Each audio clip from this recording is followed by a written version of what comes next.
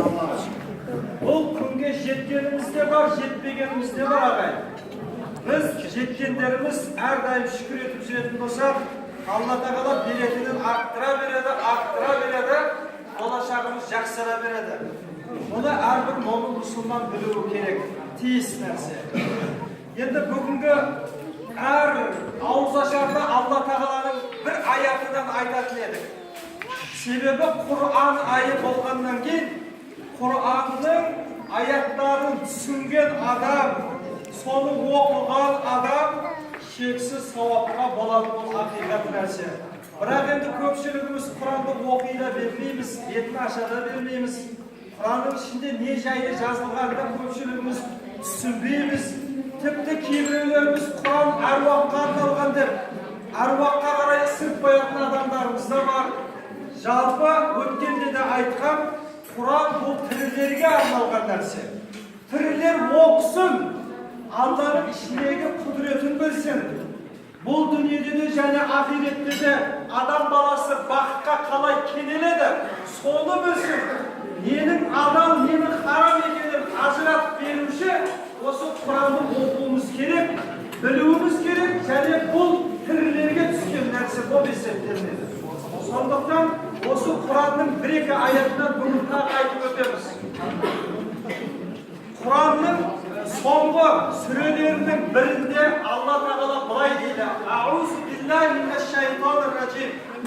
Араайталлази юказзибу биддин.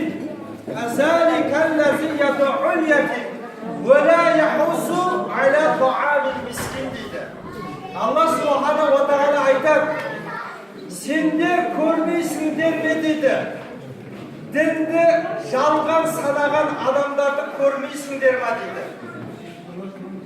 Дінді жалған санайтын адамдарды имансыз деп айтады. Алла тағала сол имансыздарды көрмейсіңдер ме? Ол имансыздарда екі белгі болады деп отыр. Сол бірінші белгісі дейді, жетімдердің басын сипауға, олар қауқарсыз.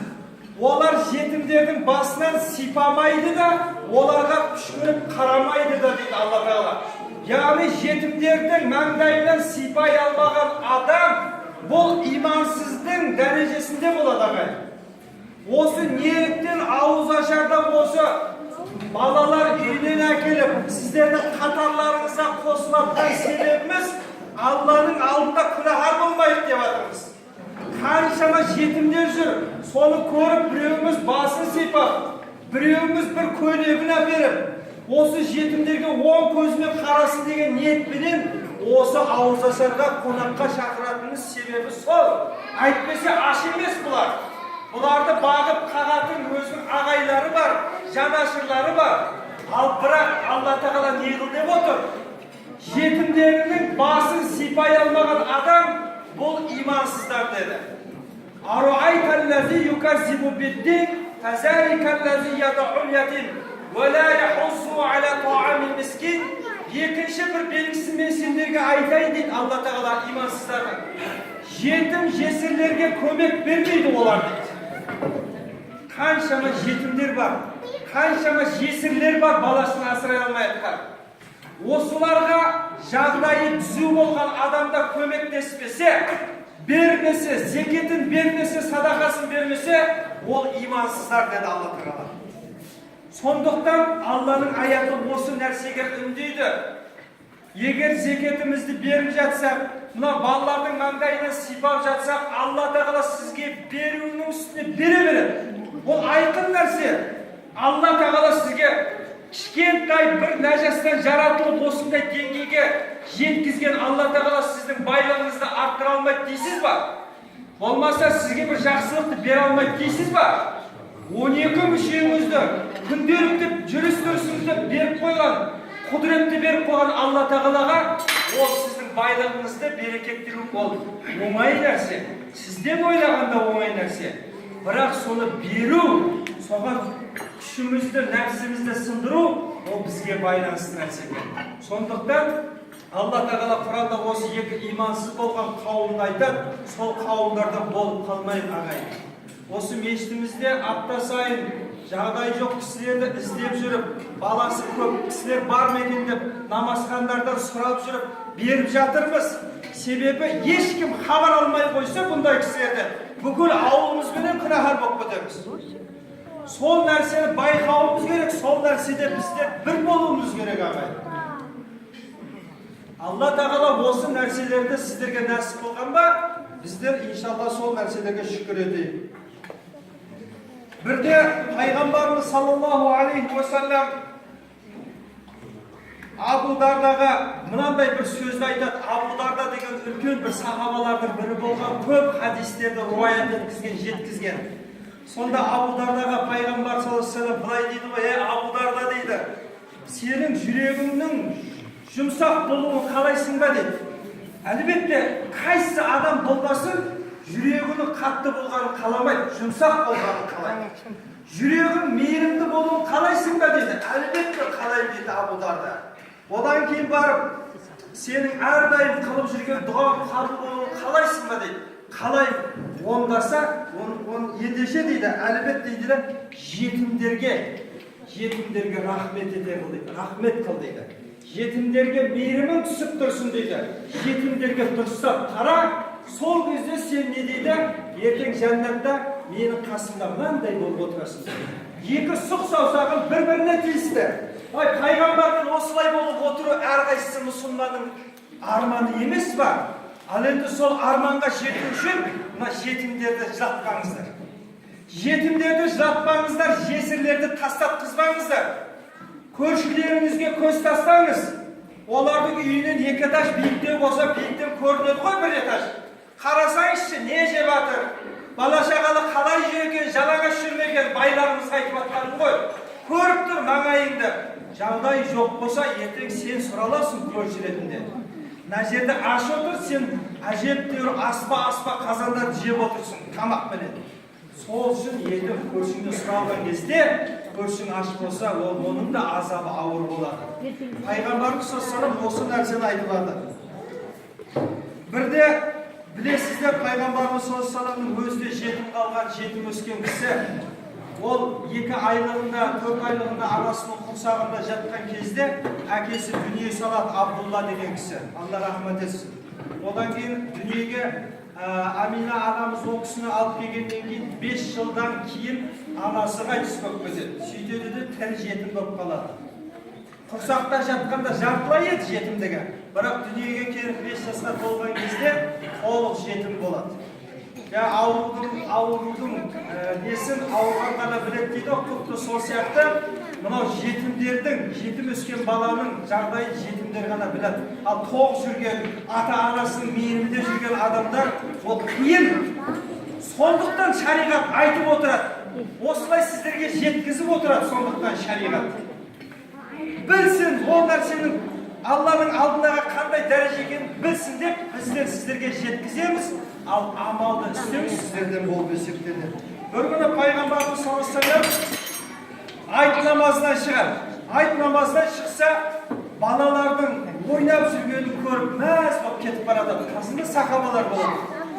Сөйтіп әкелері, жаңа түйенің үстіне мінгізіп, балалармен ойнап, айт деген жақсы мейрам ғой.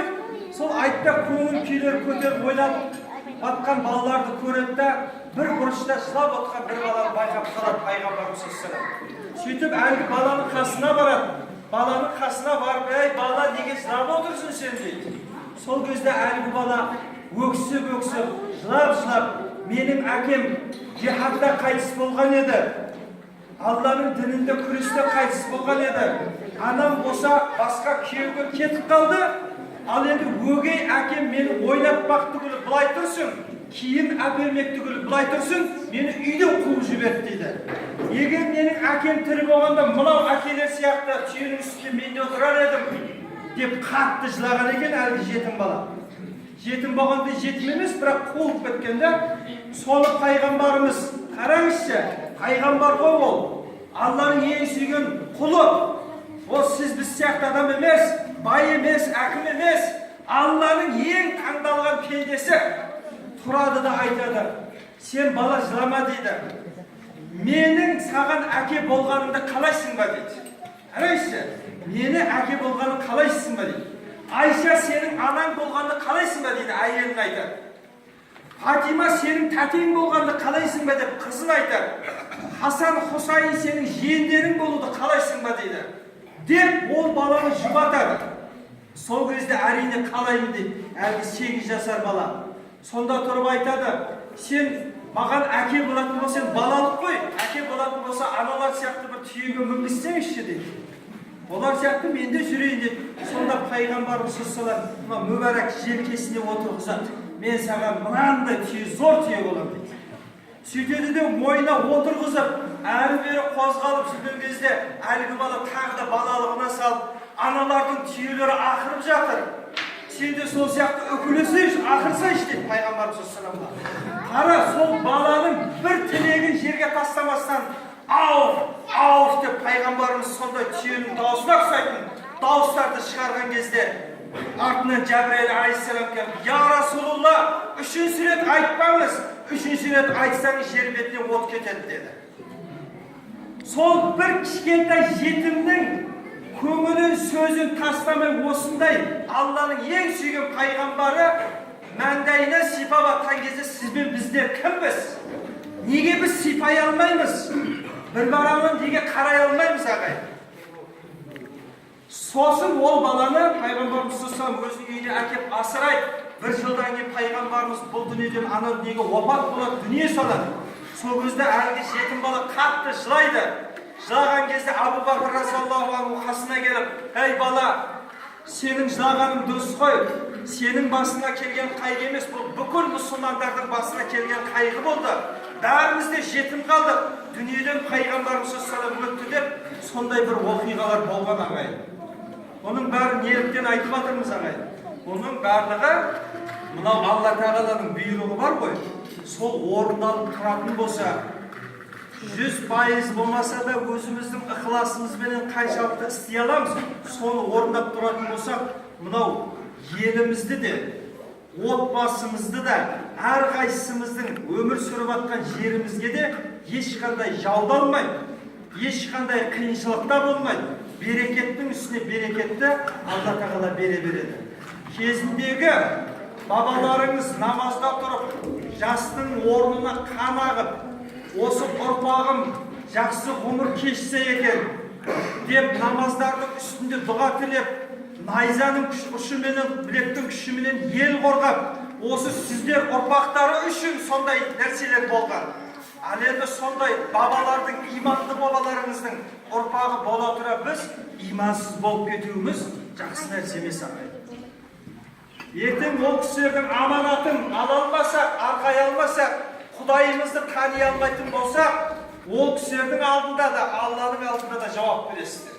Сондықтан әрқайсыңыздың ла илаха иллаллах деген бабаларыңыздың барлығынан мықты болған, дінге болсын, елге болсын, бала шағасына болсын, әйеліне болсын, әке шешесіне болсын, өте мықты қаннан шыққан сондай бір бабаларымыз болған. Енді сондай нәрселерде жүріп, солардың ұрпағы болып тұрып, ұсақталып кетпейік ағай. Ұсақталған деген нәрсе жақсы нәрсе емес. Сізді аталарыңыз, бабаларыңыз дінсіз өсірмеген. Енді сіздер ұрпақтарыңызды дінсіз өсірмеңіздер. Ләжі болса, дастарханның басында болсын, басқа жерде болсын, Алланың бар екенін білдіртіп, әрдайым осы дін жағынан хабар беріп тұрсаңыздар, ұрпақтарыңыз жақсы болады, болашағы зор болады, ол ақиқат нәрсе. Сондықтан, иншалла, ниетімізді Алла тағала қабыл етсін. Қабір түнінде кідірместен, қиналмастан, шаршамастан, бір түн болатын 83 жылға татитын құлшылықты ұйқыменен, басқа бір жағдайлармен өткізіп алмастан, ләжі болса тілем өткізейік. Bir түндік ұйқымызды осы нәрсеге берсек, иншалла жақсы болады. Қадір түндеріңіз құтты болсын, мүбәрәк болсын. Ниеттеріңізді Алла қабыл етсін. Енді асықпай ішетін апаларымыз бар, үлкен кісілер. Қазір біз Құран оқып дұға жасайық, намазға дайындала берейік. Сіздер ашықта қарай іше бересіздер. Жақсы ба?